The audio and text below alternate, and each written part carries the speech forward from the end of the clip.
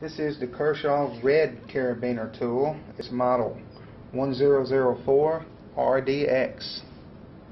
It's got a 4CR14 stainless steel blade on it with a Rockwell hardness of 57 to 58. The blade is partially serrated and it's razor sharp. Whenever you open the blade on this carabiner, you can see that the body of the carabiner transforms into a handle, even with finger grooves. The blade is locked in place with this liner lock built into the body of the carabiner.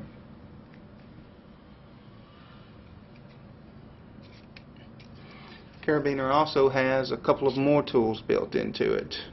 You've got a Phillips screwdriver, a flathead screwdriver, and on the other side we have a bottle opener.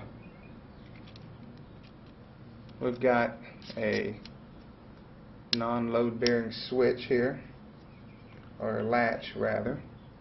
If you want to lock in place, just simply screw the set screw and it cannot be opened.